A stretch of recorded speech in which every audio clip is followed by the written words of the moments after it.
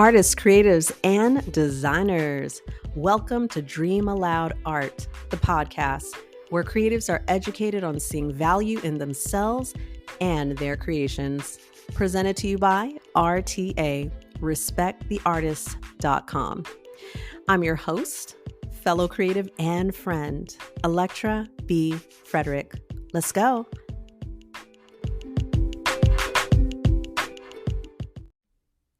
Fail, fail, fail, and fail. Failure. That's okay. I'm just warming it up just so y'all can get used to the word, just so you're not running away from a word.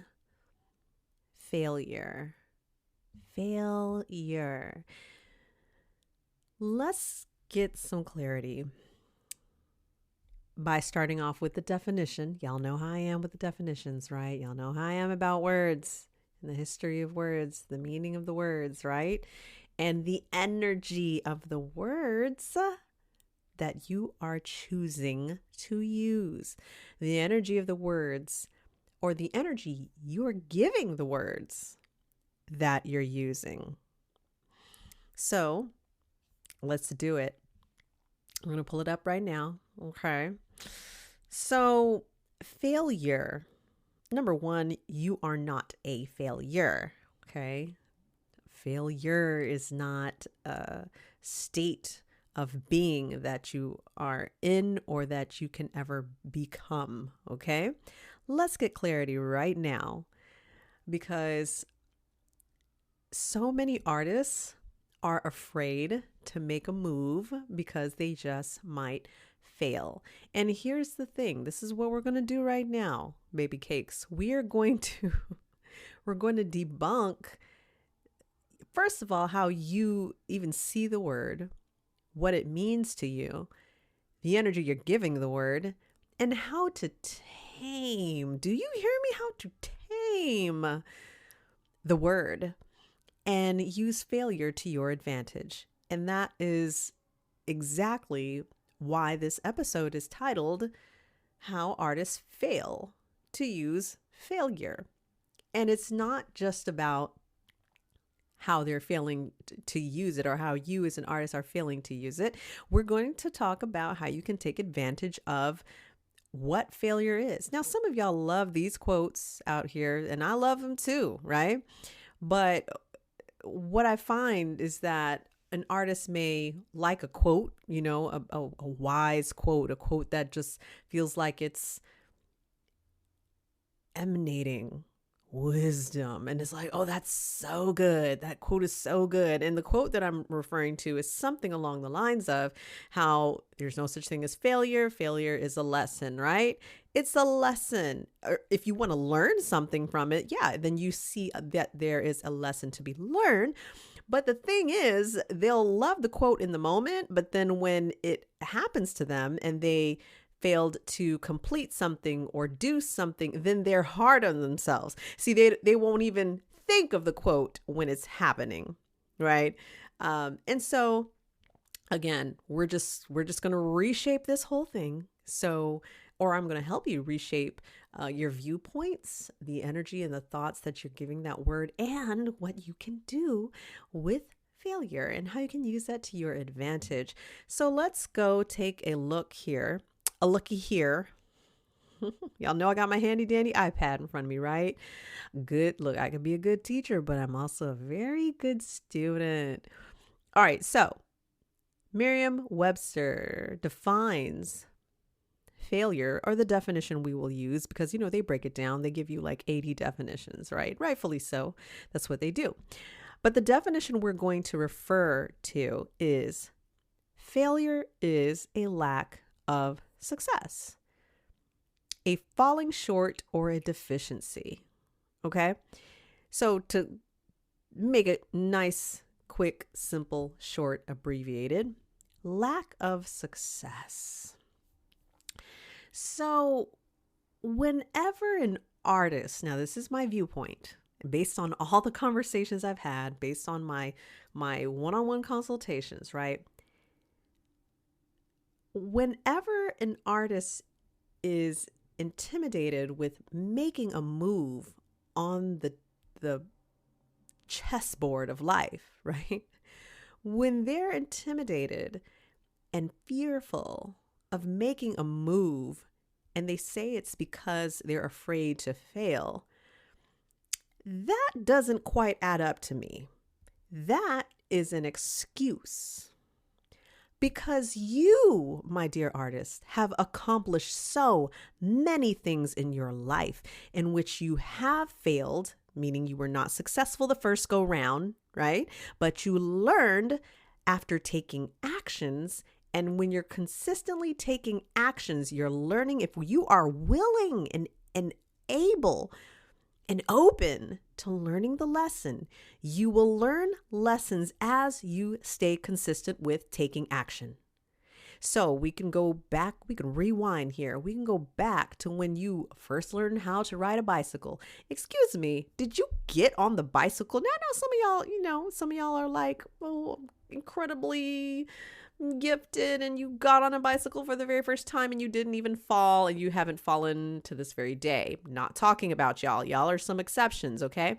But the general public who has learned how to do almost anything, I don't care if it's tying your shoe, I don't care if it's riding a bicycle, you didn't hit it, you didn't hit the target the first time around. So why in the world would you think that when you are taking on a new venture, or when you are walking in your a truer purpose, right? Or you're walking in something that you know is purposeful for you, it's divine purpose, why in the world would you think you're going to get it right the first go round?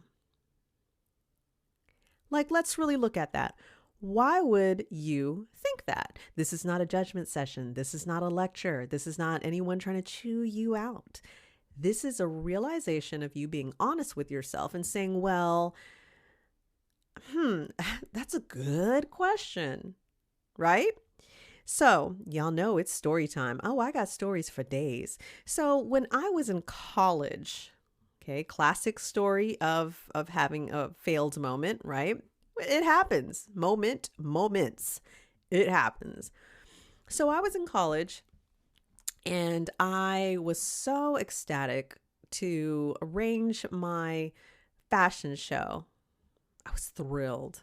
And I was so thrilled because I absolutely loved graphic clothes, and my senior show was going to be a fashion show, and I got models lined up. You know, it was a big deal, okay, on campus. People who were not even remotely interested in the art building were suddenly coming to the art building to check out what I was working on, or if I can informally say what I was cooking in the kitchen. You know what I'm saying? Like I was putting in work, hand designed shirts. I would take, or if my technique would be silk screen printing the shirts and then adding embellishments.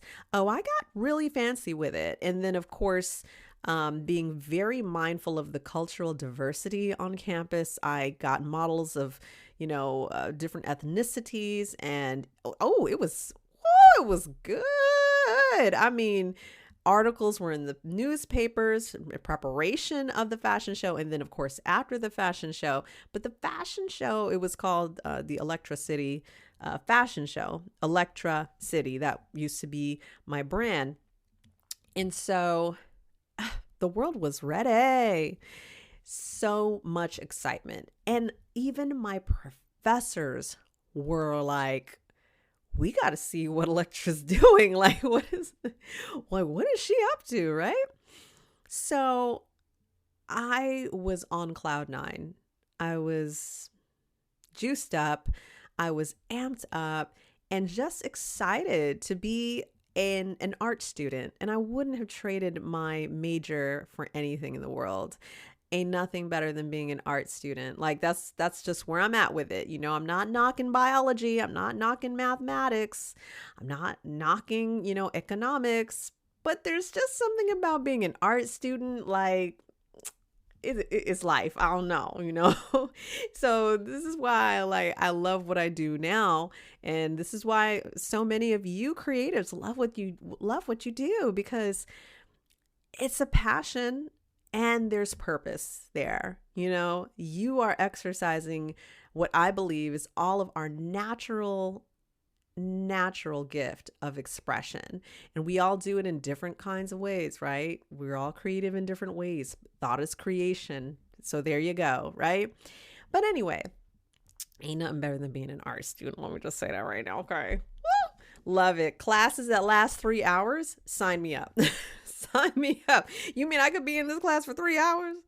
Okay, cool. And then we would have, look, I'm going down memory lane.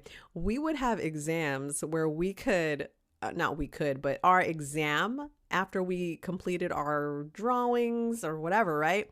We would go to a local restaurant and continue to chill, chop it up, and hang out. And that would be like our part of our finals. My professors, that's a whole nother episode as far as the personalities and the people that artists connect with, and some of the stereotypes that people have about, especially in the visual arts. Okay. Some of the stereotypes and things that just don't really add up or make any sense. But whatever. So that's a whole nother conversation. But anyway, I loved being an art student. So, and I was working too. So I was working and I was being an art student. And then that was my first degree, which was a bachelor's of fine arts. And then my second degree, I went on to get my master's, and I got my master's in science with a concentration in management. And so I'm still exercising both of those things now. And I love it. I feel like it is my balance between, or a balance with, both logical, practical, and creative, imaginative, and emotions, and like emotional feelings, creativity, along with practical, logical, structure, organization. Like it's all good. Like we're good here. Anyway, so excellent fashion show, mind-blowing fashion show, life-changing fashion show. A lot of students that were my models had stepped completely out of their comfort zone in order to be a model for my show, right? So my professors absolutely loved it. I got my grades from my professors. Of course, every professor for your senior show, every professor has to give you a grade. I invited all the professors, even if I didn't have their classes, some of their classes, I invited all of them to the fashion show, my fashion show, right? I'll never forget it. One of the professors gave me an F. Y'all, hear me when I tell you that I was like, what? Like, how are you going to give me an F? I had never received an F in college. Like, what? And y'all, this was my senior show. Like, they didn't even have any kind of clemency here. You know what I'm saying? Like, no kind of leniency, no kind of whatever. They're just like, F, here's your F. I was thinking, are you serious? Now, at that time, I was a lot more intense. I was a lot more emotionally intense. I was a handful at that time, okay? So I was a little bit fiery about it, is what I'm saying. So what exactly did I learn from this? That's the question. You see, I missed the mark in their eyes. I didn't know how I missed the mark. I didn't speak to that professor about what could I have done better. What I'm sharing with you from this is that even if that happened in the present day, I would be mature enough to have the conversation and say, okay, what exactly, why'd you give me this grade? I want to know. You know what I'm saying? I would do that now. But even at that time, although I didn't have the conversation with this particular professor, I still knew that there was something that didn't quite line up for him. And whatever that was, I had to take it with a grain of salt and say, you know what? If anything, that F gave me a sense of humbleness where I had to be reminded that I'm not everyone's cup of tea. And just because everybody was like, "Oh my gosh, you're so amazing." Who in the world was going to give me contrast at that time? That F gave me contrast. That F reminded me to humanize myself because if we're being honest here, which y'all know how I roll, gotta be honest. Yeah, maybe I was a little bit too conceited. Maybe I was thinking I couldn't do any wrong. Maybe I was just thinking I'm just so there. But the thing about life, period, is that you're not always going to be everyone's cup of tea. And when an artist tells me, once again, that they're afraid to do something solely because of failure, we can also link that to them thinking that someone is not going to like what they're doing and how they, their conclusion that they draw from that is someone's not going to like them. Not so much just what they're doing, but they're the reality of the numbers, okay? If you think that everybody is going to love you and like you, not probable. If we're looking at this from a mathematical point of view, ratios, right? I'm sorry, it's not possible for every single person that you ever come across in your existence to always like you. So if you're going to use that as a cop out, it's just not, it don't look good on you. It's not a good fit. So what exactly can we do about failure? What can we do about it?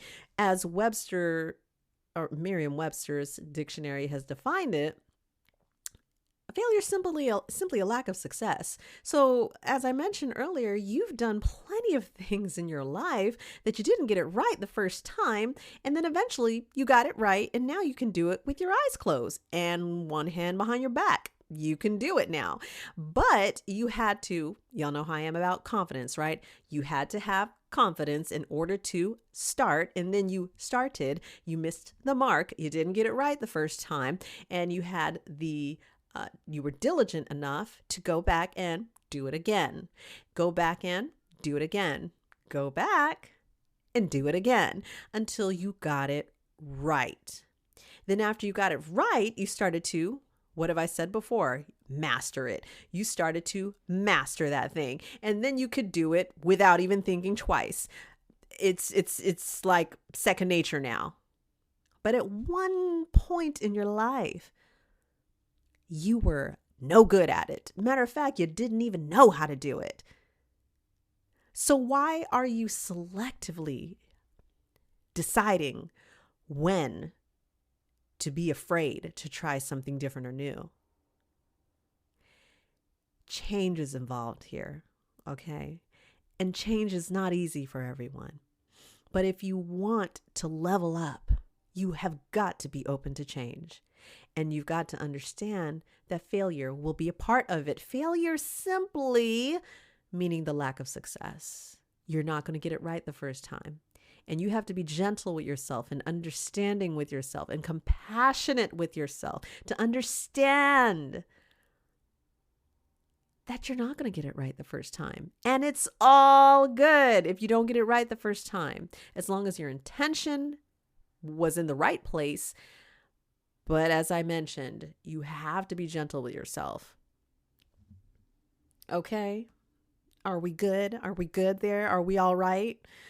All right. So, listen, y'all. Again, it's just a part of life. Okay?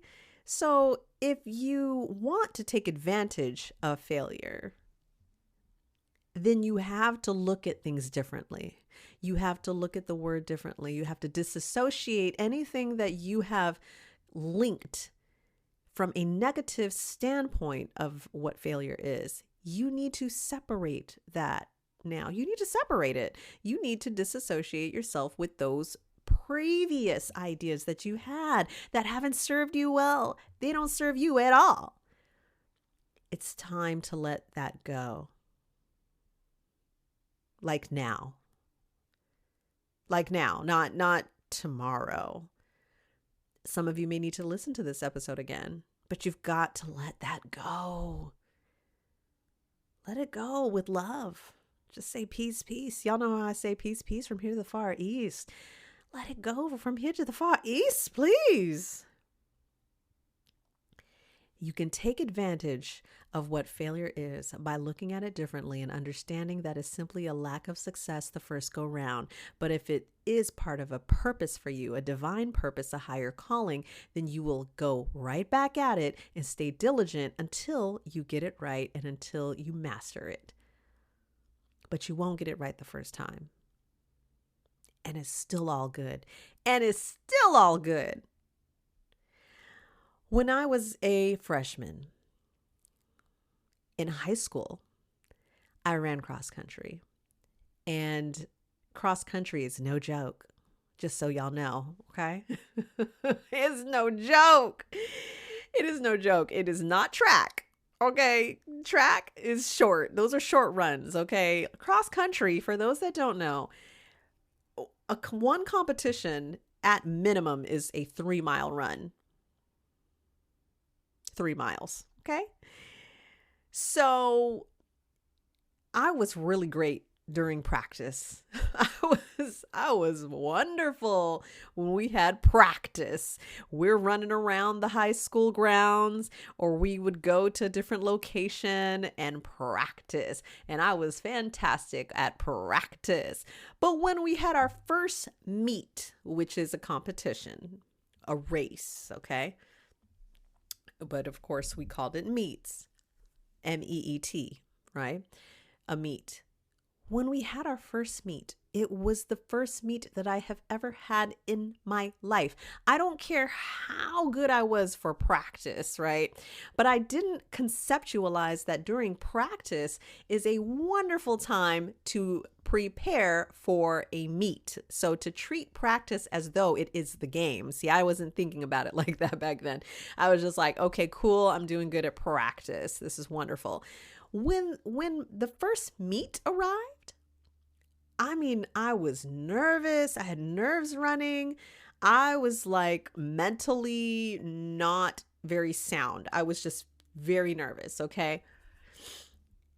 So when they shot the gun in the air, whatever that's called, the race started and I took off. I blasted, but I hadn't learned how to balance a race out. Okay. How to balance. That means working on my breathing techniques, making sure I'm pacing myself at a consistently fast pace, right? This was my first competition for cross country. I was so exhausted about 1/8 of the way. Okay. Like I didn't get that far till I was exhausted because I blasted from the beginning and I had given so much energy, just so much exertion up front. And I wore myself out quickly. And so I didn't do very well. I was way behind on the first race and it was traumatizing for me because I'm so used to having so much of a desire to be in the top 3 or what, having so much of a desire to win and then being so far behind. I was like, this is not a vibe. I'm not liking cross country. Okay.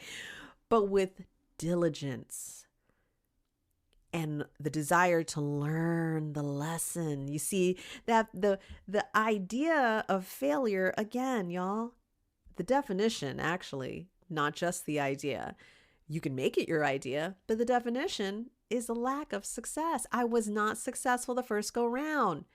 But fast forward into my years or my time, because it crossed over into the next year, but my time while running cross country, I ended up being in the top 10. I was number 10 in the entire state of Tennessee. High schools, y'all. All the high schools that had cross-country teams competed at a state meet, and I came out at number 10. I'll never forget it. While we're racing, I looked behind me while racing at the state competition, the state level. I looked behind me and I saw hundreds of girls behind me. Do you think I rolled out of bed being able to do that? The ability was in me, but I had to go through a process, right? How do we know what sunny days look like unless we have the contrast to understand what the rainy days look like? How do we know what direction up is in if we don't have an understanding of what direction down is in? Come on, it's called contrast, y'all. And we don't wish you to fail all the time, right? To not be successful all the time in all of these situations. But how in the world are we going to know what success looks like if you don't have an understanding of what the lack of success looks like? Don't you sit there and tell me that you're afraid to learn the lesson. See, y'all will say something like, I'm afraid to fail. I don't think I'm going to, I just don't think I'm going to do good. Yeah, you're right. You're not. You're not. Somewhere in the equation, you ain't going to get it right. You ain't going to hit the target the first time. Now, as soon as you get over yourself of thinking that you have to be perfect, get over yourself, you will see the other side. You'll see the grass is greener on the other side of understanding that a failure is just a lack of success in that moment. Pull the lesson from it and grow. As a creative, one of the things that artists are afraid to do is try something new. Try a different medium, try a different pattern of social media, like posting in their social media behaviors. They're afraid to do something different. They're afraid to go live. They're afraid to do in-person events. They're afraid to go to a gallery or approach a gallery. They're afraid to do something different, something new, but they know they want to do it. They deem that as success. They want to do something that appears successful to them, such as having their work in a gallery. But they're afraid to make the connection with the gallery. They're afraid to talk to people in person. Well, how in the world do you think that you'll ever get there if you don't do something different? And when you do something different, you won't be perfect the first time. The first email you send out ain't going to look like the 8th email you end up sending out. The first show that you have in a gallery ain't going to look like the 5th show you have in a gallery. Part of learning the lessons is taking action, and you won't get it right the first time. That is what needs to be learned in this conversation. Learned, not just listened and you heard it on this podcast and you go back to do the same thing you've been doing that has not worked to your favor. Learning means you learn it and now you can't unlearn it anymore. You can't unhear what you have heard today. You can't.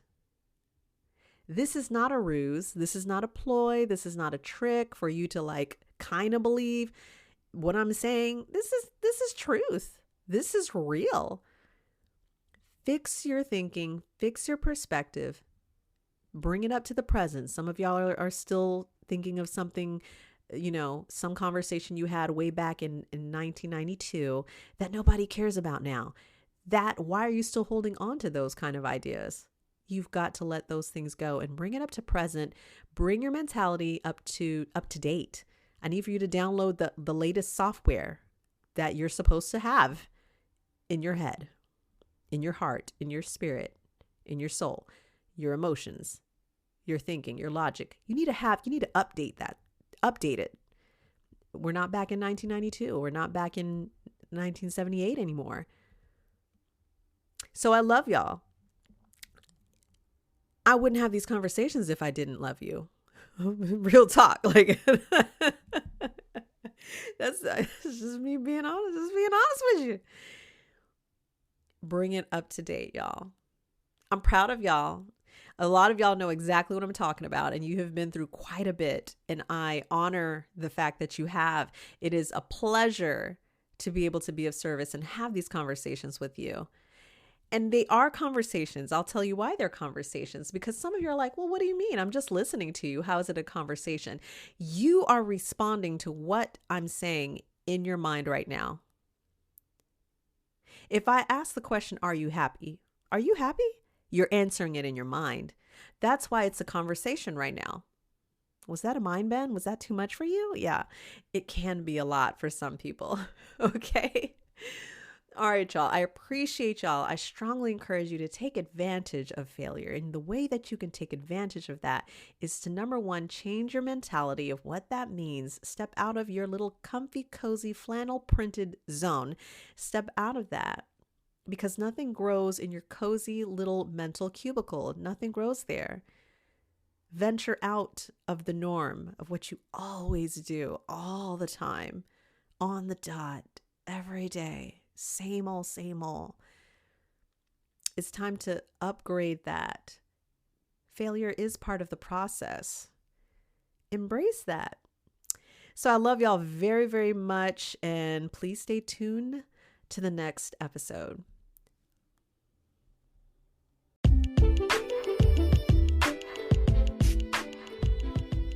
Artists, creatives, and designers, it has been an honor and a pleasure to spend this time with you.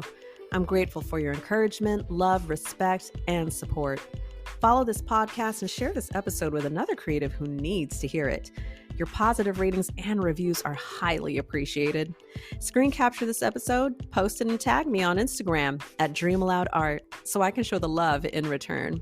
For more information on having an artist consultation with me or for being on the YouTube show for artist interviews, check the description on this episode or go to respecttheartist.com. That's RESPECTHEARTISTS.com. Much love to y'all. And remember, RTA stands for Respect the Artists. I'll catch y'all on the next episode. Peace, peace from here to the Far East.